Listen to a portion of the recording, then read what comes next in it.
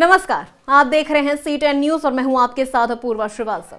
UP विधानसभा चुनाव के लिए सारे दल जी तोड़ मेहनत कर रहे हैं और इसके लिए जगह जगह पार्टी की तरफ से हो रही रैलियों और जनसभाओं में भाग भी ले रहे हैं।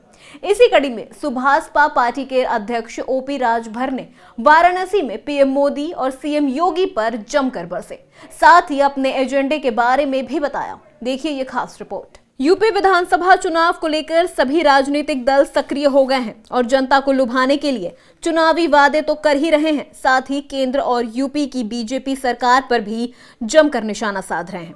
शिवनगरी वाराणसी में सरदार पटेल की याद में एकता सम्मान समारोह आयोजित किया गया।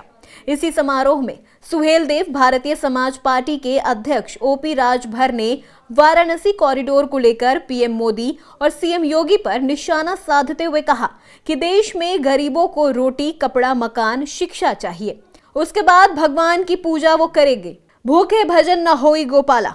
देश में गरीबों को रोटी, कपड़ा, मकान, शिक्षा, दवाई चाहिए, तब उसके बाद तब भगवान की पूजा करेगा। पेट में भूखे भजन न होई गोपाला, ले लय आपन कंठी माला।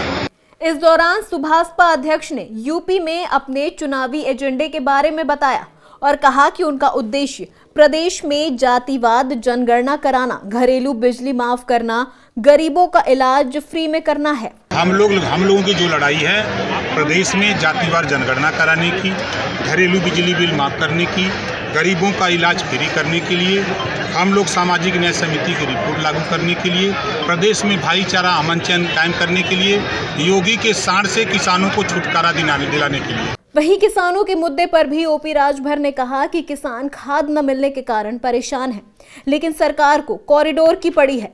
सरकार को सिर्फ पाकिस्तान, हिंदुस्तान और मंदिर ही नजर आता है, बाकी बातों से सरकार को कोई मतलब नहीं।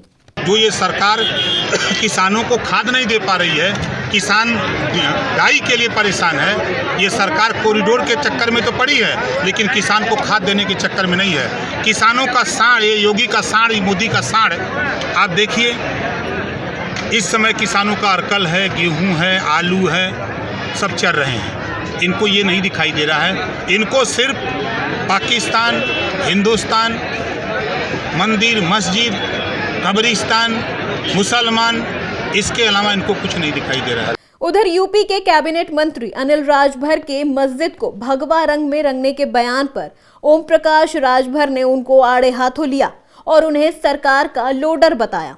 उन्होंने कहा कि अनिल राजभर का महंगाई पर मुंह बंद क्यों रहता है। अनिल राजभर ने राजभर समाज के लोगों को आरक्षण के मामले पर इकट्ठा किया था, लेकिन अभी तक कोई भी आरक्षण नहीं मिला। इस पर वो क्यों चुप रहते हैं?